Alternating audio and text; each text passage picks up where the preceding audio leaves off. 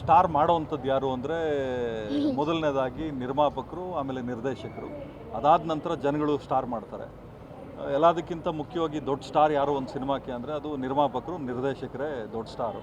ಯಾಕಂದರೆ ಈಗಾಗಲೇ ನಾನು ಒಬ್ರಿಗೆ ಹೇಳಿದ್ದೆ, ಏನು ಯಾರೋ ಒಬ್ರು ಹೇಳಿದರು, ಒಂದು ನಿರ್ಮಾಪಕರು ಇದ್ದರೆ ಸ್ಟಾರ್ ಆಗಲ್ಲ, ಒಂದು ಸಿನಿಮಾ ಆಗ್ತದೆ ಅಂತೇಳಿ.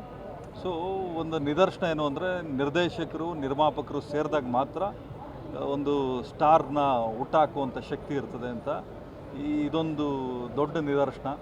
ಯಾಕಂದರೆ ಆ ಸಿನಿಮಾದಲ್ಲಿ ಇದ್ದಿದ್ದೇನು, DN ಸಿನಿಮಾಸ್ ಅಡಿಯಲ್ಲಿ ಒಂದಲ್ಲ ಎರಡಲ್ಲ ಸಿನಿಮಾ ಉದ್ದೇಶ ಏನಿತ್ತು ಅಂದರೆ ಒಂದು ಮುಸಲ್ಮಾನ್ ಕುಟುಂಬ ಹಸುನ್ ನಂಬ್ಕೊಂಡು ಜೀವನ ಮಾಡೋದು. ಇವಾಗ ನಮ್ಮ ತಲೆಯಲ್ಲಿ ಬರ್ತಕ್ಕಂಥದ್ದು ರಾಜಕೀಯ ಪ್ರೇರಿತ ಉದ್ದೇಶಗಳು ಬರ್ತವೆ. ಆದರೆ ಒಂದು ನರ್ಗಿಸ್ ದತ್ ಅವಾರ್ಡ್ ಬಂದಿರತಕ್ಕಂಥದ್ದು ಭಾಳ ದೊಡ್ಡದು. ಯಾಕಂದರೆ ಇಂಟಿಗ್ರಿಟಿ ಅವಾರ್ಡ್ ಇದೆಯಲ್ಲ, ಎಷ್ಟೋ ವರ್ಷಗಳ ನಂತರ, ಸುಮಾರು ಒಂದು 20-25 ವರ್ಷದ ನಂತರ ಕನ್ನಡ ಸಿನಿಮಾಕ್ಕೆ ಒಂದು ಇಂಟಿಗ್ರಿಟಿ ಅವಾರ್ಡ್ ಬಂತು.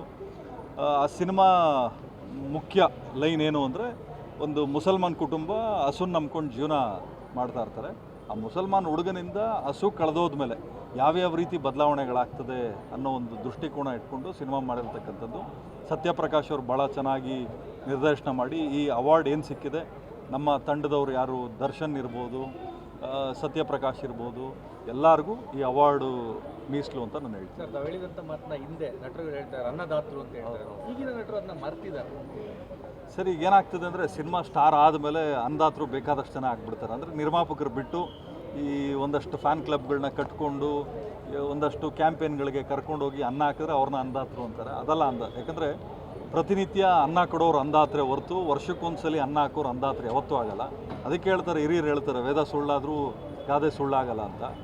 ಈ ಅರ್ಶತ್ಗಳು ನಂಬ್ಕೊಂಡು ವರ್ಷತ್ಗಳು ಕಳ್ಕೊಂಡ್ರು ಅಂತ ನಿದರ್ಶನ ನಿಮ್ಮ ಮುಂದೆನೇ ಇದೆ.